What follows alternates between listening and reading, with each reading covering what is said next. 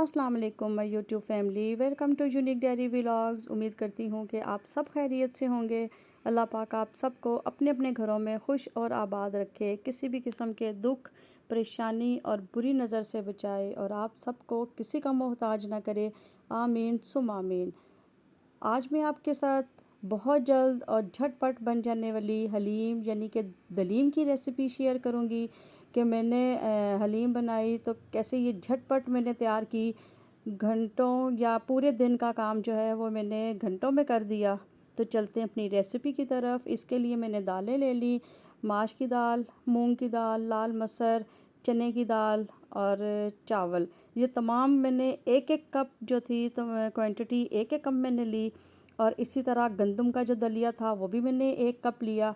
और तमाम दालों को मैंने अच्छी तरह साफ़ करके इनको धो लिया। ये गंदम का दलिया था, ये भी मैंने एक कप लिया है। इसको भी मैंने अच्छी तरह साफ़ कर लेना है और इसको भी भिगो लेना है। अब ये दालें जो थी मैंने अच्छी तरह धो के देशके में डाल के काफ़ी सारा पानी डाल के और पकने के लिए रख दी। जितनी दालें थी उनसे 3 गुना पानी मैंने ज़्यादा डाल के बॉईल करने के लिए रखा। अब ये बीफ का गोश्त मैंने लिया है, ये बग़ैर हड्डी के था। इसको मैंने अच्छी तरह वाश किया है।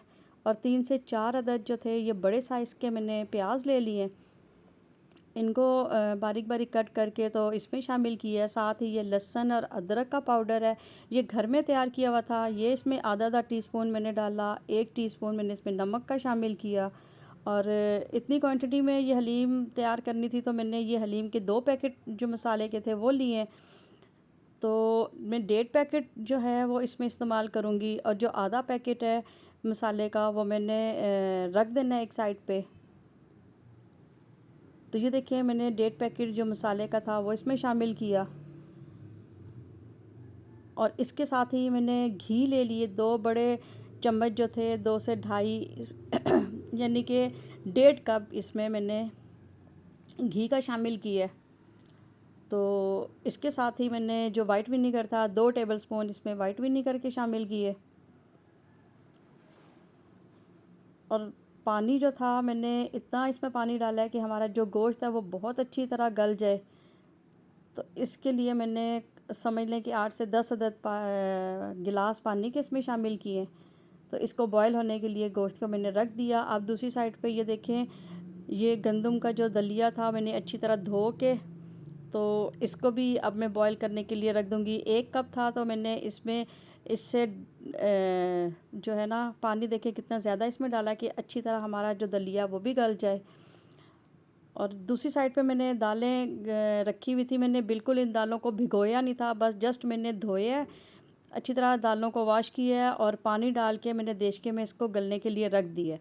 ये तमाम दालें और चावल थे तो इनको मैंने जो है ना पानी डाल के ये पकने के लिए रख दिया था। साथ ही मैंने चूल्हे पे तो ये देखें कितनी ज़बरदस्त जो हमारी दालें और जो चावल थे ये तमाम ये कितने अच्छी तरीके से जो है ना वो गल रहे थे। तो जैसे वो किया जाता है कि सारी रात दालों को भिगोया जाता है या 5 से 6 घंटे दालों को भिगोते हैं, तो मैंने इनमें से किसी दाल को भी जो है ना वो बिल्कुल भी नहीं भिगोया। तमाम दालों को ऐसे ही मैंने धो के तो ये पकने के लिए रख दी हैं। तो एंड पे आप देखिएगा कि इसका कितना अच्छा जो है रिज़ल्ट आया है। ये अभी इसमें थोड़ा-सा फ़र्क था अभी इसमें पानी ये देखें अलग था तो इसके मैंने ऐसे ही रहने दिया है। अब दूसरी साइड पे ये बीफ का जो कोरमा है वो तैयार हो रहा था। तो यहाँ पे ये देखें जब मैंने प्रेशर खोला है तो कितना अच्छा जो है इसकी कितनी अच्छी लुक आ गई है और इसकी तरी भी ऊपर आ चुकी थी। अब ये हमारा जो था ये समझ लें कि 90% हमारा जो गोश्त था वो गल चुका था, लेकिन अभी ये रहता था गलना थोड़ा सा। तो मैंने इसमें अभी थोड़ा सा पानी और डाल के तो इसको बॉयल होने के लिए रख दूँगी। लेकिन इससे पहले इसमें 3 से 4 अदद ये टमाटो पेस्ट था जो मैंने बना के तो फ्रीज़ किया हुआ था, तो वो मैंने इसमें शामिल कर दिया है। ये 3 से 4 अदद टमाटर थे, उसका जो पेस्ट था तो वो मैंने इसमें डालने हैं। और अब जब तक ये हमारे जो टमाटर है वो मेल्ट नहीं होते तो उस टाइम तक मैंने इसको पकने के लिए रखा है। फिर इसमें मैंने 1 गिलास और पानी का डाला है और साथ ही 1 टीस्पून इसमें पिसी लाल मिर्च का मैंने शामिल किया और इसको मैंने प्रेशर लगा दिया था।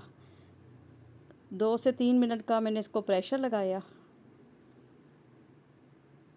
तो जो हमारा गोश्त था, जो थोड़ा सा जो इसमें फ़र्क रह गया था, वो भी हमारा गोश्त अच्छी तरह गल चुका था और जो इसकी तरी थी वो भी ऊपर आ चुकी थी।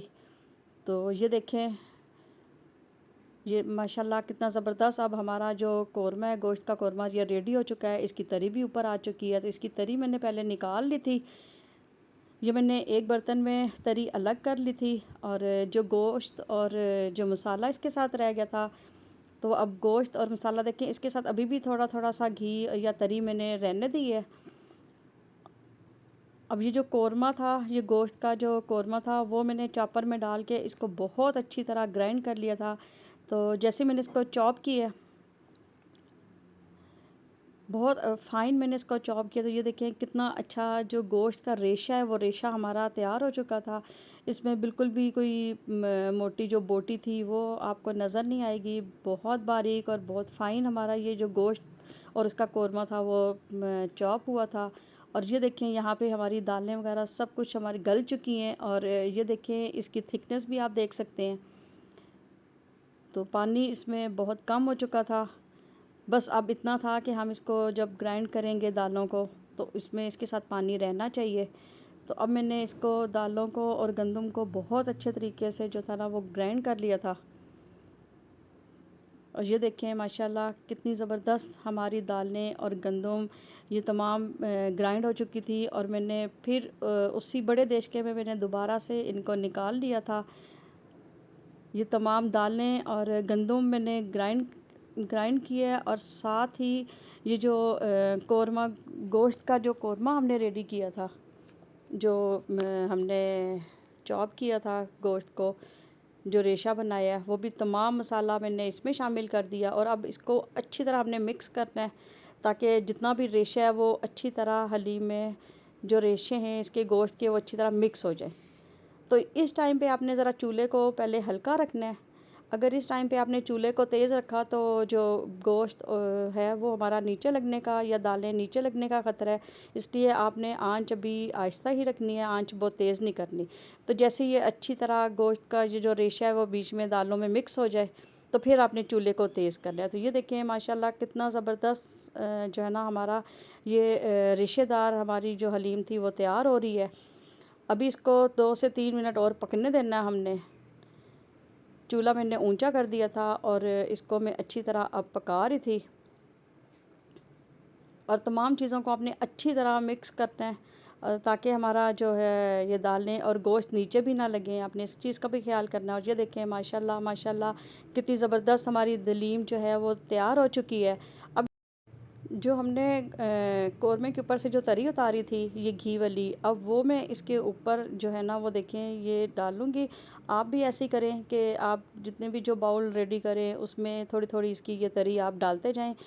तो इससे एक तो इसका टेस्ट बहुत अच्छा आएगा, इसकी लुक भी बहुत अच्छी आएगी। अब इसको मैं गार्निश कर रही हूँ पतली पतली बारीक कटी हुई अदरक के साथ, ब्राउन किए हुए प्याज और हरी मिर्चें, हरा धनिया और लीमू के साथ। आपने भी बिल्कुल ऐसे ही करना है। और इसकी अलग से भी आपने जो है ना ये प्याज, हरी मिर्च और अदरक और लीमू आपने एक प्लेट में साथ में अलग से भी रख देना है।